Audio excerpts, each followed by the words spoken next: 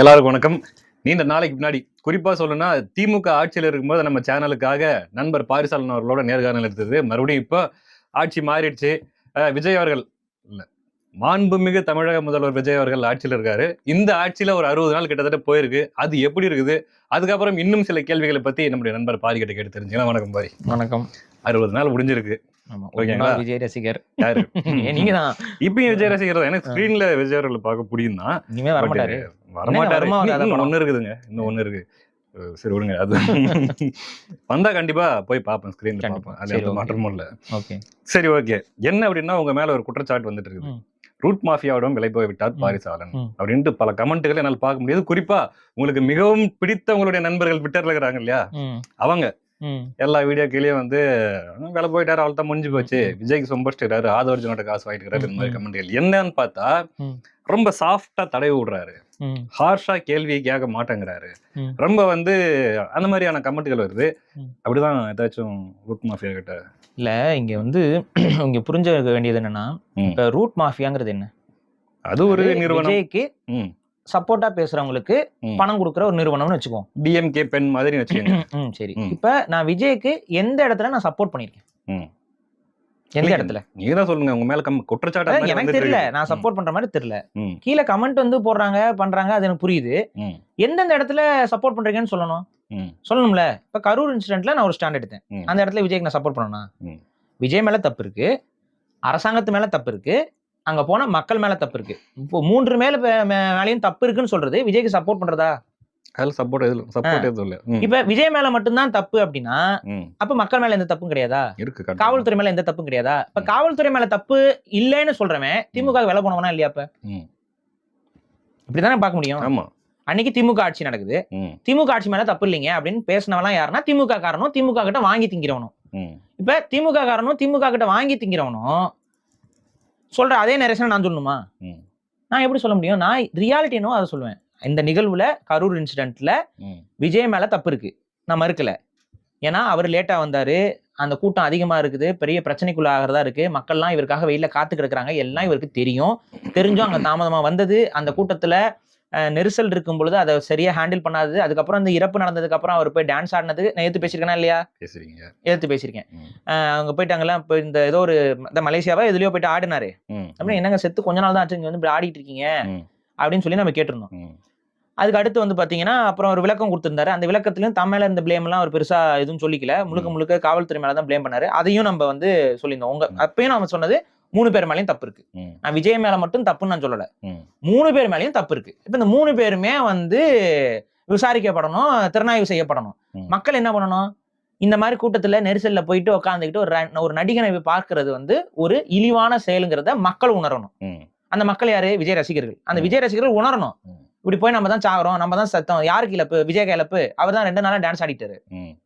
இப்ப root mafia இந்த மாதிரிலாம் பேசினா காசு கொடுக்குமா? சொல்லுங்க, தெரிஞ்சுக்கிறேன். அதாவது என்ன சொல்ல வரீங்கன்னா, விஜய விமர்சிப்பதற்கு ரூட் மாஃபியா காசு கொடுக்குதா? அதே மாதிரி அந்த கில்லி சரத் அந்த பவுடர் விஷயத்துலயும் ஏதோ பேசியிருந்தீங்க போல இருக்குது. என்ன பேசுனா? அகைன்ஸ்டா தான் பேசியிருந்தீங்க. இப்ப இவங்க என்ன பண்றாங்கன்னாங்க, இந்த திமுக எப்படி ஒருத்தர் விமர்சிக்கும்? திமுக விமர்சிக்கும், எப்படி விமர்சிக்கும்னா இவனே அவனே, அவனே இவனே. இந்த மாதிரி நான் யாரையுமே எப்போதுமே விமர்சிச்சது இல்ல. ஈவேராவை நான் விமர்சிக்கும் போதே நான் ஈவேரா தானே பேசி விமர்சிச்சிருக்கேன், அவனே இவனை நான் பேசியிருக்கேன். அதாவதுங்க, நாங்க பிளஸ் எங்க ஆளுங்க ஒரு சில பேர் இருக்கிறாங்க, அவங்க எவ்வளவு ஃபோர்ஸா அடிக்கிறோம், அவ்வளவு ஃபோர்ஸ் உங்ககிட்ட இல்லைங்க. அதனால நீங்க ரூட் மாஃபியா வில போயிட்டீங்க. நீங்க ஃபோர்ஸா அடிக்கிறது அது பேர் ஃபோர்ஸ் கிடையாது. ஒரு அறமற்ற தனத்துல ஒரு அன்பார்லிமெண்டரி வேர்ட்ஸை போட்டு இப்படி பேசிட்டு இருக்கிறது. நீ பேசிட்டு போப்பா, உன் தரம் அது அவ்வளவுதான். அந்த தரத்துக்கு எல்லாரும் வந்து பேசினாதான் எதிர்ப்பு அப்படின்னா அது எதிர்ப்பு கிடையாது. அதை நீங்க பேசினா பேசிட்டு போங்க, அதுக்கப்புறம் நாளைக்கு நீங்க மாத்தியும் பேசுவீங்க. இப்ப நான் விஜயை எதிர்க்கிறேன், எந்த அடிப்படையில் எதிர்க்கிறேன்? அவர் ஒரு நடிகருங்கிற திறமையோட இருக்கிறவர். அவரை பாக்குறாங்க, மக்கள் பாக்குறாங்க, இது பண்றாங்க. அவரோட படங்கள்ல அந்த இலுமினாட்டி சிம்பாலிசம்லாம் நம்ம எப்பயோ எக்ஸ்போஸ் பண்ணி நான் பேசியிருக்கேன். அதுக்கு அடுத்து இப்ப அவர் வந்து அரசியலுக்கு வராரு. இப்ப அரசியலுக்கு வரும்போது நம்ம எப்படி எல்லாரையும் திறனாய்வு செய்வோம்? அவர் யாரு, அவர் தமிழரா இல்லையா, என்ன ஒரு தமிழ் தேசிய பார்வையில இருந்து அவர் திறனாய்வு செய்யறோம். என்ன பொறுத்த வரைக்கும் அவர் தமிழர். எப்படின்னா குடிய அடிப்படையில தான் நான் வரையறுக்கிறேன். நான் வரையறையை வச்சுட்டேன். எனக்கு பிடிச்சவன்லாம் தமிழன், எனக்கு பிடிக்காதவன்லாம் தமிழன் கிடையாதுன்னு நான் பேசிட்டு இருக்க முடியாது. புரியுதுங்களா? நான் ஒரு வரையறை வச்சுட்டேன், ஒரு ஃபார்முலா வச்சுட்டேன். அந்த ஃபார்முலாவில் பொருட்களை போட்டு நீங்க பாத்தீங்கன்னா அங்க ரிசல்ட் என்ன வருதோ அதுதான் நான் எடுத்துக்க முடியும். ஸோ ஃபார்முலா என்ன? என்னோட ஃபார்முலா என்ன? தமிழை தாய்மொழியாக கொண்ட தமிழ் குடியில் பிறந்தவர் தமிழர். விஜய் அவங்க அப்பாவும் அம்மாவும் தமிழர் அப்படிங்கிறது உறுதிப்பட எனக்கு தெரியறதுனால நான் மாத்தி பேச முடியாது. நீங்க அவர் தமிழர் இல்லைன்னா நீங்க பேசிட்டு போங்க. என்னதான் விஜய் தமிழரா இருந்தாலுமே அவர் சுத்தி அவர் கூடவே ரொம்ப நெருக்கமா இருக்கிறவங்க எல்லாருமே வந்து பிறமொழியாளர்கள் தான். அதுல எனக்கு மாற்றுக்கிறதே இல்ல. விஜய் தமிழ் தேசியவாதியா? தமிழ் தேசியவாதிகளா இருக்கவங்களே பிறமொழியாளர் வச்சு சுத்திக்கிட்டு இருக்கும்போது பண்றாங்களா இல்லையா? தமிழ் தேசியவாதம்னு சொல்லுவாங்க, தமிழ் தேசிய கட்சிகள்னு சொல்லுவாங்க, தமிழ் தேசிய சிந்தனையாளர்கள்பாங்க.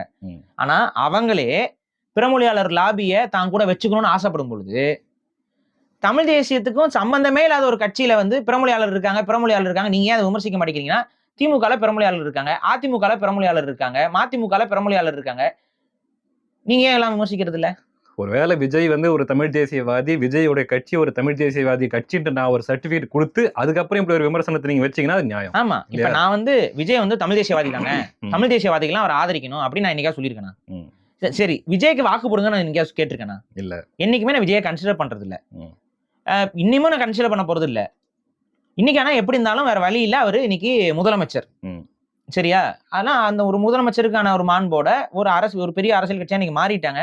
அந்த அரசியல் கட்சிக்கான ஒரு மாண்போட நம்ம விமர்சிக்கிறோம். இதுக்கு ரெண்டாவது, நிறைய பேர் இவ்வளவு பக்குவமா போட்டு பேச வேண்டிய அவசியம் என்ன அப்படின்லாம் கேக்குறாங்க. நீங்க திமுகவை இந்த அளவுக்கு பக்குவமாலாம் பேசலையே, திமுக கிட்ட உங்க கோபம் வரும், ஏன் டிவி கிட்ட உங்க கோபம் வர மாட்டேங்குது அப்படின்னு உங்களுக்கு வித்தியாசமே தெரியலையா? டிவி கிட்ட ஏன் எனக்கு அந்த அளவுக்கு கோவம் வர மாட்டேங்குது, திமுக கிட்ட ஏன் அவ்வளவு கோவம் வருதுன்னு உங்களுக்கு உண்மையிலே வித்தியாசம் தெரியலையா? உங்களுக்கு தெரியாது. இனத்தை அழிக்கிறதுக்கு துணை போன கட்சிக்கும் இன்னைக்கு ஏதோ இந்த ஒரு செலிபிரிட்டி வைப்ல ஒரு கட்சி ஆட்சிக்கு வர்றதுக்கும் பெரிய வித்தியாசம் இருக்குங்க. எனக்கு திமுகங்கிறது என்னுடைய சகோதர சகோதரிகளை கொலை செய்வதற்கு துணை போன ஒரு கயவர் கூட்டம். நான் வந்து ரத்த சொந்தமாக நினைக்கக்கூடியவர்களுடைய இறப்புக்கு காரணமான ஒரு ரத்த காட்டேரி கூட்டம் காங்கிரஸும் திமுகவும். ஸோ காங்கிரஸையும் திமுகவையும் நான் எதிர்க்கும் பொழுது என்னோட எதிர்ப்பு காட்டமா தான் இருக்கும்.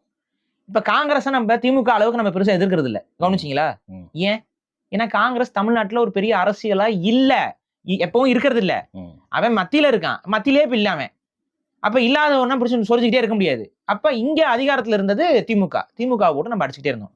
சரி, இதே காங்கிரஸோட விஜய் அவர்கள் கூட்டணி போக சொன்னான், போகக்கூடாதுன்னு சொன்னேன். போனா எதிர்க்கணும்னு தான் சொன்னோம். சொன்னேன்.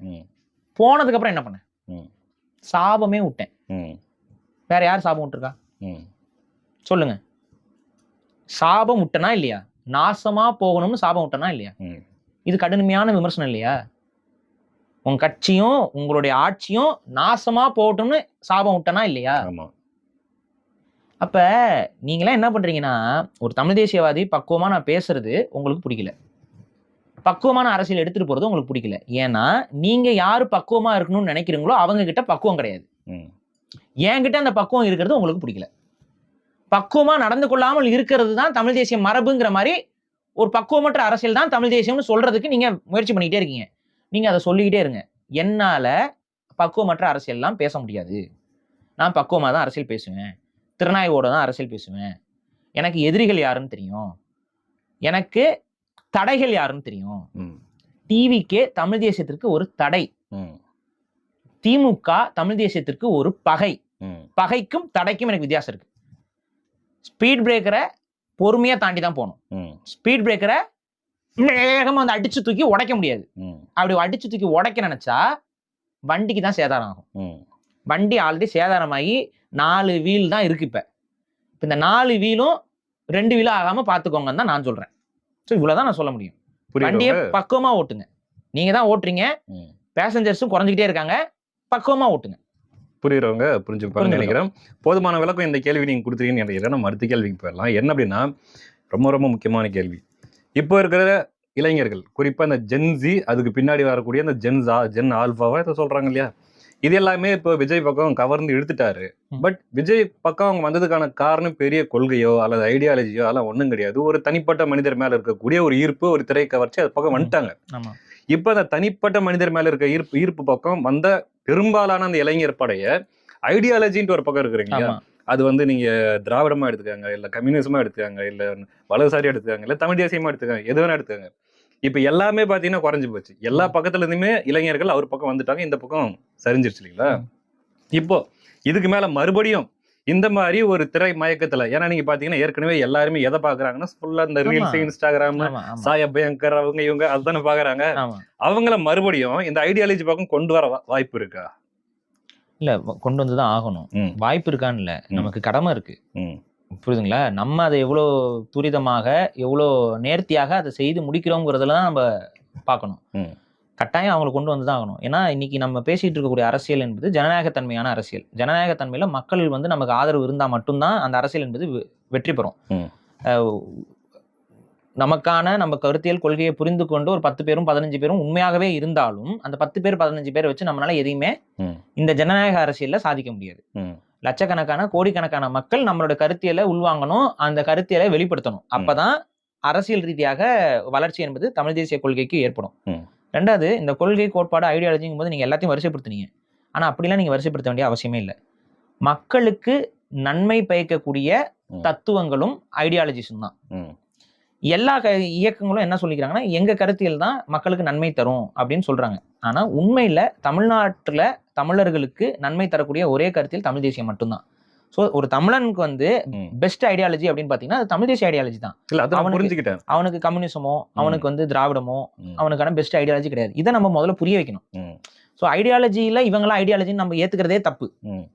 இல்ல அவங்க சொல்லிட்டு இருந்தாங்களே இத்தனை நாள் திமுக ஒரு மிகப்பெரிய நம்ம ஏத்துக்கவே இல்ல. 32 இயக்கத்தை வச்சுக்கிட்டு திராவிடன்னு சொல்லிட்டு இருந்தாங்க இல்லையா? இப்ப அதுவுமே அடி வாங்கியிருக்கு. ஆமா, இப்போ மொத்தமாவே இந்த ஐடியாலஜி அப்படிங்கிற ஏரியாவே கொஞ்சம் குறைஞ்சிருக்கிற மாதிரி தெரியுது.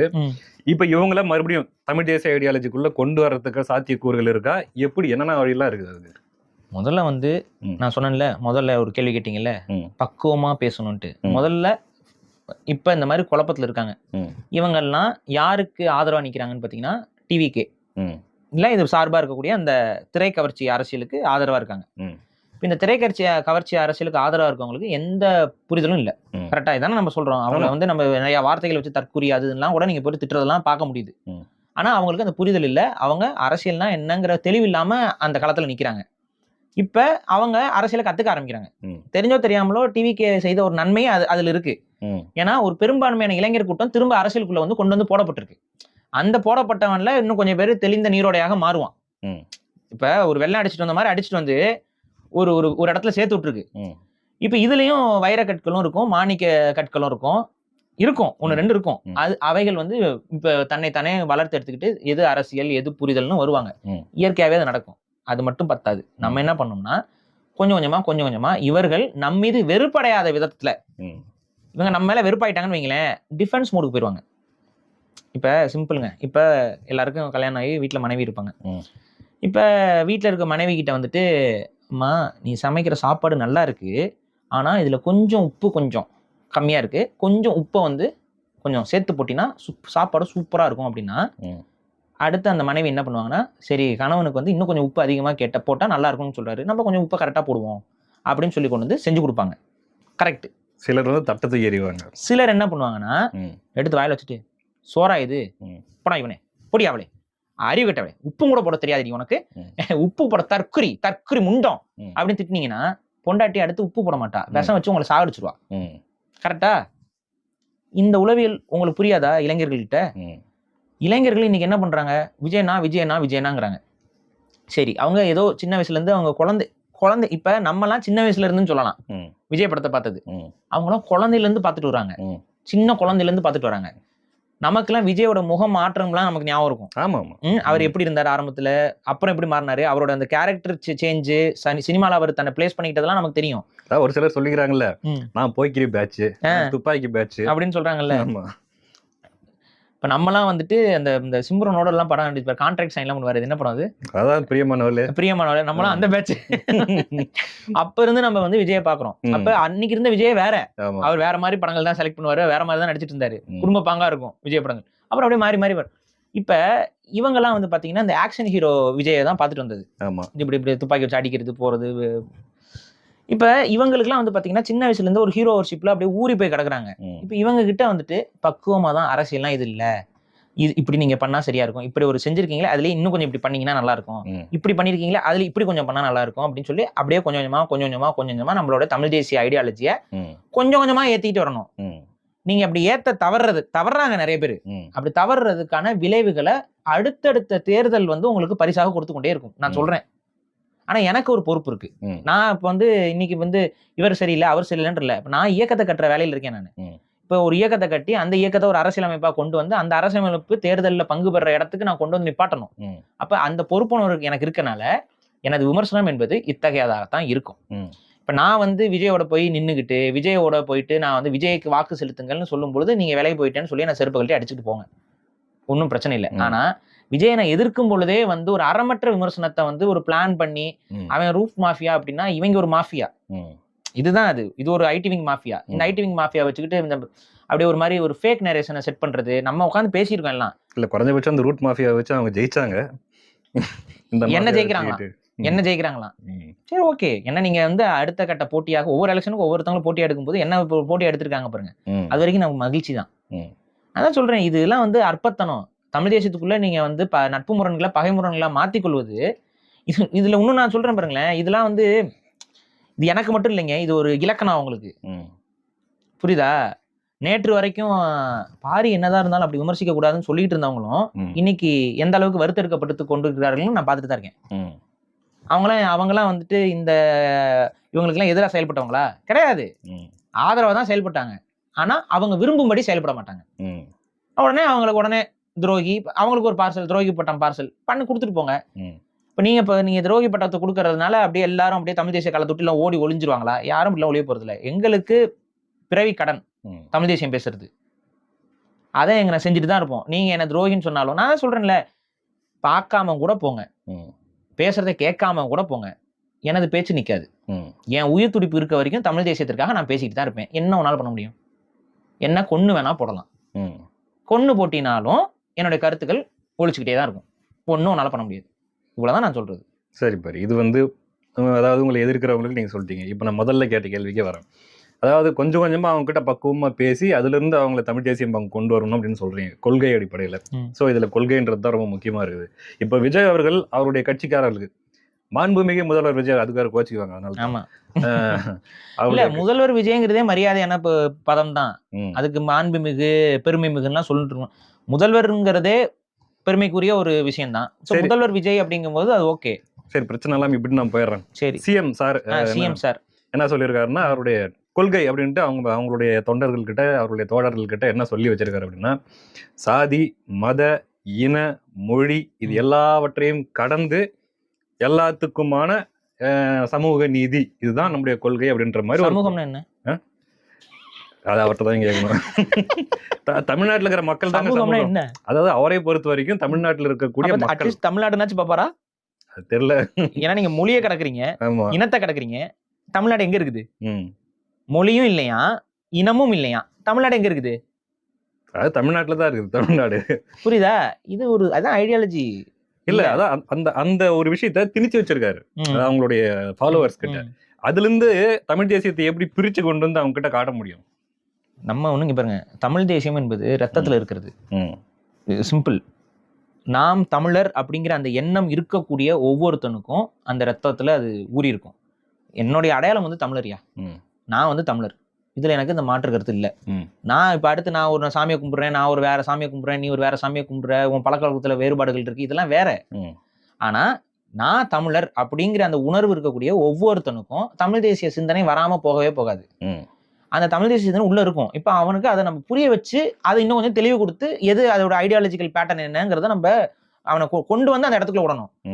ஒரு லெவலுக்கு அவன் வந்துட்டானா அப்புறம் அதுக்கப்புறம் அவனுக்கே இதெல்லாம் அந்த லிங்க் எல்லாம் புரிஞ்சிடும். ஓகே, இது தமிழ் தேசியம், இதெல்லாம் நமக்கு எதிரான கருத்துக்கள்னு. இப்போதைக்கு அவனுக்கு பார்க்கும்போது என்ன தோணும்னா, ஒருத்தர் வந்து சொல்லுவாரு, ரொம்ப நல்ல ஒரு மாதிரி இருப்பாரு. அவர் என்ன சொல்லுவாரு, மொழியெல்லாம் பார்த்து அரசியல் பண்ணக்கூடாதுப்பா, பிரிவினைவாதம் அதெல்லாம் பேசாதப்பா அப்படிங்கும்போது அவனுக்கு இப்போதைக்கு இந்த புரிதல் இல்லாம இருக்கும்போது ஆமா இல்ல அப்படின்னு இருக்கும். ஆனா அவன் அதே மொழியை கொண்டு வந்து வேற ஒரு மொழி பேசக்கூடிய மக்கள்கிட்ட திணிக்கும் பொழுது அவனுக்கே அந்த உணர்வு வரணும். அது திணிக்கப்படுதுங்கிறத உணர மாட்டேங்கிறான். அதைதான் நம்ம உணர வைக்கணும்.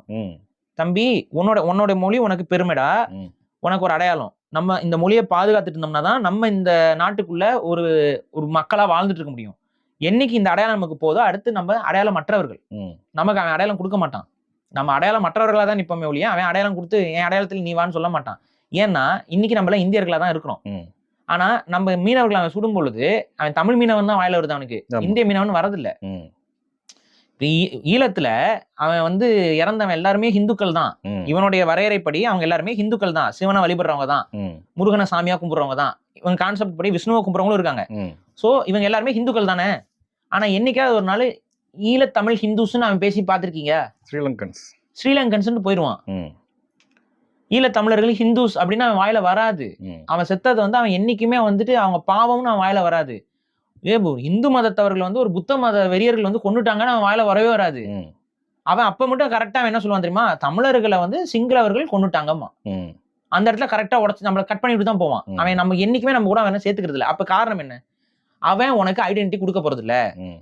உன் ஐடென்டிட்டி தமிழ் ஐடென்டிட்டி. இதை நீ இழந்தீன்னா நீ அடையாளம் மற்றவனா தான் இருப்ப. அடுத்து கேள்வியும் பேசுவான். உனக்கு தான் அடையாளமே இல்லைன்னு அவனே தான் கேட்பான் திரும்ப. நம்ம அடையாளம் இல்லாம இருக்கும்போது நம்ம கிட்ட வந்து உனக்கு என்ன அடையாளம் அவன் கேட்பான். இப்போதைக்கு அவன் ஏன் கேட்கறது இல்லைன்னா நம்ம கிட்ட அடையாளம் இருக்கு. இந்த அடையாளத்தை இழந்துட்டீங்கன்னா சரி ஒன்றும் இல்லை, சிம்பிள். இப்ப தமிழ் எழுத படிக்க தெரியாத தமிழர்கள் இருக்கீங்கல்ல, அவங்க அதை உணர்ந்திருப்பாங்க. தமிழ் எழுத படிக்காத தமிழர்கள் வந்து அவங்க வந்து தங்களை வந்து தமிழர்கள் என்றோ இல்ல வேற ஏதாவது சொல்லிக்க முயற்சி பண்ணாங்கன்னா, நீ ஹிந்திக்காரன் கிடையாது, நீ தமிழனும் கிடையாது, உனக்கு தமிழே தெரியாது, நீ எப்படி தமிழன் அப்படின்னு சொல்லிட்டு அவனை கலாய்க்க ஆரம்பிச்சிருவாங்க. அவன் அடையாளம் இல்லாம தான் நிற்பான். அவன் இந்தியன் தான் அப்படின்னு அவன் ஏத்துக்கிறது இல்லை, அவனை ஓரம் கட்டுறான். இதுதான் நடக்குது.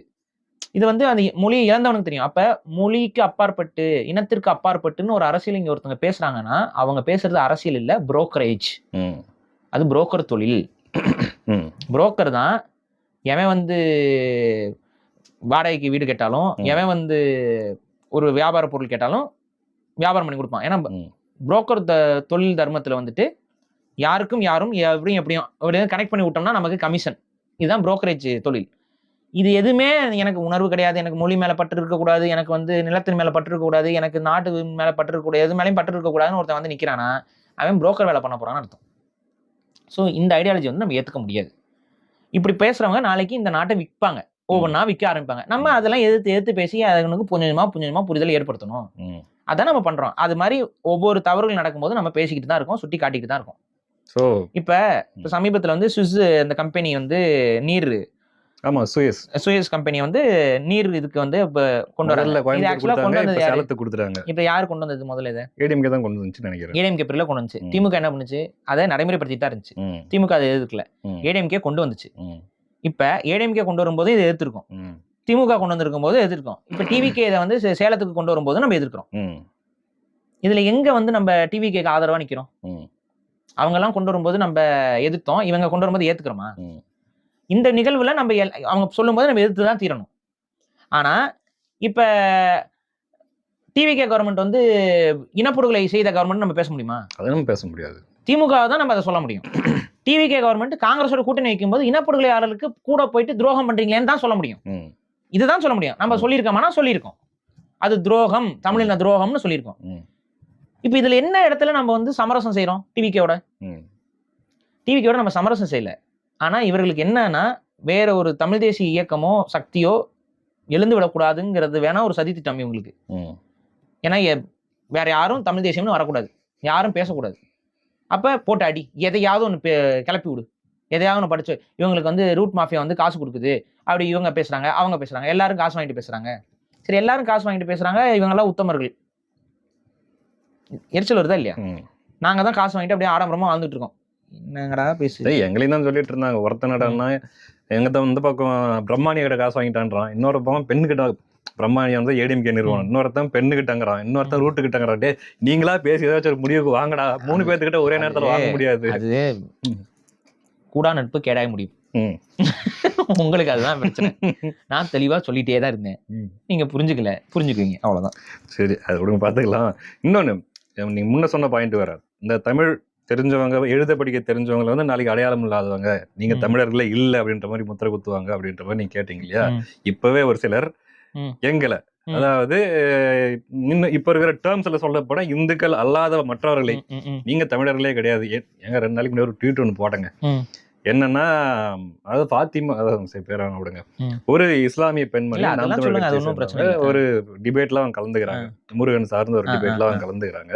அதுக்கு நான் போட்டிருந்தேன், என்ன இருந்தாலும் நம்ம வந்து வேறு கடவுளை வணங்கக்கூடியவர்கள். ஆஸ் அ கிறிஸ்டியன் நானும் வந்து I trust in Christ. So அப்படி இருக்கக்கூடிய சூழ்நிலையில முருகன் என்னதான் எனக்கு முப்பாட்டனா இருந்தாலும், மை ஆன்சஸ்டரா இருந்தாலும், நம்ம அந்த டிபேட்ல கலந்துக்கிட்டு பேசுறது முறையானதா இருக்காது அப்படின்ட்டு ஒரு ட்வீட் போடுங்க. இதுல என்ன தப்பு இருக்குன்னு தெரியலீங்க. கிட்டத்தட்ட ஒரு 350 கமெண்ட்ஸ். யாருன்னு பாத்தீங்கன்னா பூரா நம்முடைய சங்கி நண்பர்கள். அதுல பாத்தீங்கன்னா தமிழ் பேர் மட்டும் இல்ல, அது இது ரெட்டி இருக்குது, நாயுடு இருக்குது, ஷர்மா, என்னென்னமோ எல்லாம் நார்த் இந்தியன்ஸ் எல்லாம் இருக்குதாங்க. நிறைய லாங்குவேஜ் எல்லாம் புரியாத லாங்குவேஜ் எல்லாம் இருக்குது. வந்து சும்மா இஷ்டத்துக்கு திட்டுறாங்க. You are not Tamil, rice bag, அது இதுன்னு திட்டுறாங்க. சரி, அவங்க தான் புரியாம திட்டுறானுங்கன்னு பார்த்தா இங்க தமிழ்லயே நிறைய பேர் நீங்கள் தமிழர்கள் கிடையாது. நீங்க எப்போ நீங்க வந்து வேற எதுக்கு மாறினீங்களோ அப்பவே நீங்க தமிழர்கள் கிடையாது, முருகனுக்கு உனக்கும் சம்பந்தமே கிடையாது அப்படின்ட்டாங்க. என்ன சொல்றீங்க நீங்க? இதுல வந்து நம்ம இன்னும் கொஞ்சம் பக்குவம் அடையணும்னு தான் நான் சொல்லுவேன். ஏன்னா இப்ப தமிழ் கடவுள் முருகன் அப்படின்னு சொல்லி நம்ம ஒரு விஷயத்த கொண்டு வரும் பொழுது, முருகன் தமிழ் மனிதன் முருகன் நம்ம சொல்லல, தமிழ் கடவுள் முருகன் தான் நம்ம முன் கொண்டு வரோம். அப்ப தமிழர்களுடைய ஒரு வழிபாட்டு மரபுல, தமிழர்களுடைய வழிபாட்டு வழியில முருகனை நாங்க வழிபட்டு இருக்கோம் அப்படிங்கறத நம்ம சொல்ல வருது. அப்ப அதை நாங்க வழிபடுறோம்னா எங்களுடைய நம்பிக்கை சார்ந்த விஷயங்கள் என்ன அப்படிங்கிறது தான் அந்த டிபேட்டுக்குள்ள ஆக்சுவலா இருக்க வேண்டிய கண்டென்ட். ஸோ இதை வந்து ஒரு அமைப்பு என்ன பண்றாங்க அப்படின்னு பாத்தீங்கன்னா, இதை வந்து அவங்க அமைப்புல இருக்கக்கூடிய ஒரு இஸ்லாமிய பெண் போயிட்டு சொல்லட்டும். ஏன்னா எங்க அமைப்புல வந்துட்டு முருகனை முன்னோர்களாக எல்லா மதத்தவர்களும் ஏற்றுக்கொண்டார்கள் அப்படிங்கிற கான்செப்டை அவங்க புரிய வைக்கிறதுக்காக, அது உங்களுக்கே தெரியுது, ரொம்ப ஆப்வியஸா அவங்கள ஒரு இஸ்லாமிய பெண்ணை வந்து அனுப்பி பேச வைக்கிறாங்க. இது வந்து உங்க பார்வையில இருந்து நீங்க நல்ல எண்ணத்துக்கு நீங்க பண்ணாலும் எதிர்த்தரப்புல எவ்வாறு பார்க்கப்படும்ங்கிறத உள்வாங்கிட்டு ஒரு வேலையை செய்யணும். புரியுதுங்களா? இப்ப எப்படின்னா, முருகன் தமிழ் கடவுள், அப்போ முருகனை வழிபடுற ஒரு தரப்பும், தமிழர்களாக வழிபடுற ஒரு தரப்பும், இல்ல முருகன் வடக்குல ஹிந்து கடவுள் அவரு அப்படின்னு சொல்ற ஒரு தரப்பும் தான் அந்த டிபேட்டுக்குள்ள வரணும். அதாவது தமிழ் கடவுள் அப்படின்ட்டு நீ சொல்லணும்.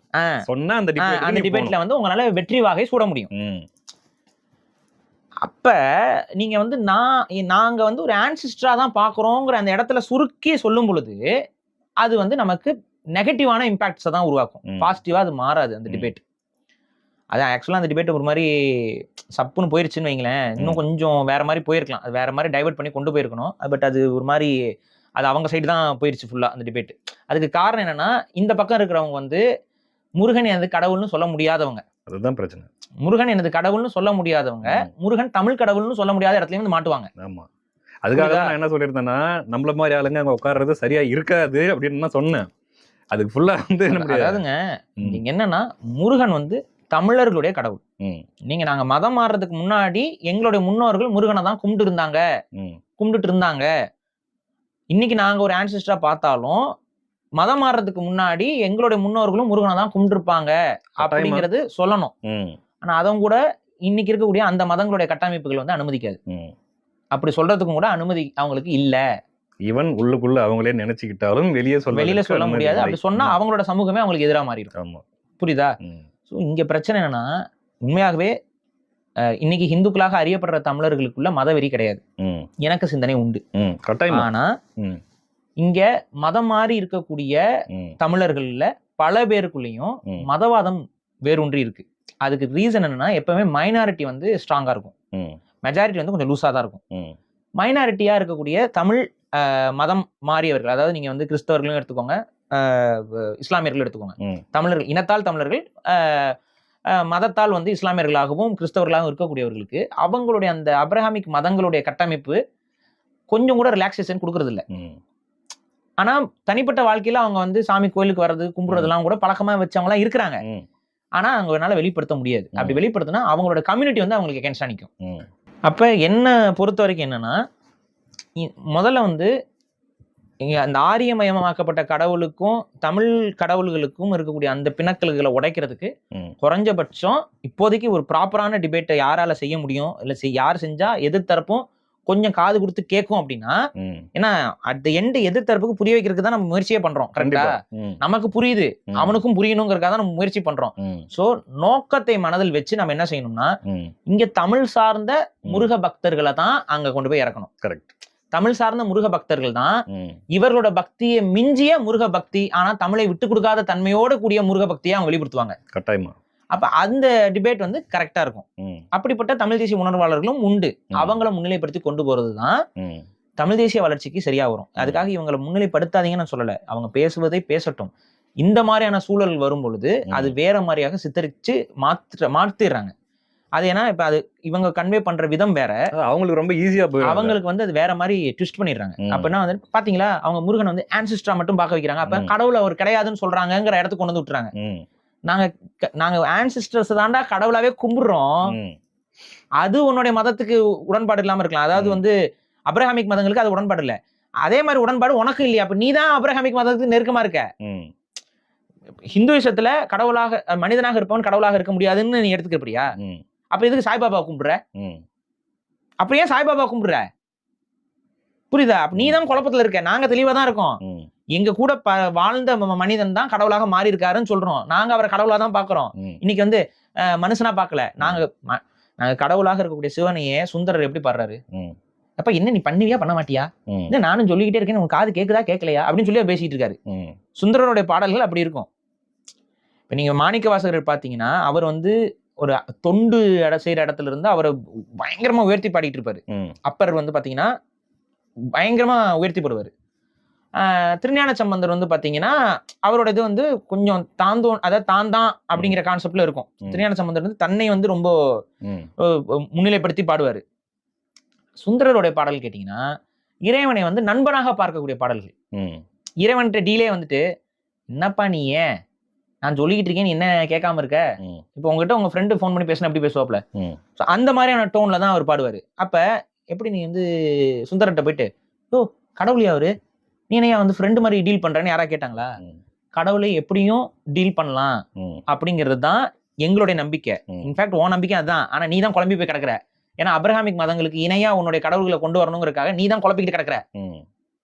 உன்னுடைய வழிபாட்டு மரபு வேற. நீ ஏன் போட்டு அவங்கள மாதிரியே அவங்க வந்து பாத்தீங்கன்னா ஆல்மைட்டி அவங்களோட பக்கத்துல கூட யாரும் நிக்க முடியாது போக முடியாதுன்னு அவங்க சொல்றாங்கன்னா நம்ம பழக்கம் அப்படி கிடையாது. முருகன் வந்து அவையாரோட பாடலை கேட்கறதுக்கு இறங்கி வந்தாருன்னு இருக்குது. அவங்க கதையில அது பொருந்தாது. ஆனா நம்ம கதைகள் அப்படி இருக்கே, நீ ஏன் குழப்புற? சோ இந்த இடத்துல பேசுறதுக்கு கரெக்டா யார் இருக்கும்னா நான் சொன்னது மாதிரி ஒரு முருக பக்தராக இருப்பவர் அங்க போய் உட்காந்து பேசியிருந்தாருன்னா இன்னும் எஃபெக்டிவா நம்மளுடைய கான்செப்ட்ஸ் வந்து கன்வே ஆகும். ஸோ அதுதான் இப்ப வந்து அங்க ஒரு இஸ்லாமிய பெண் அங்க போய் பண்றதை நான் தப்புன்னு சொல்லல, அது முறையற்ற போக்குன்னு நான் சொல்லல. அது எனக்கு புரியும்.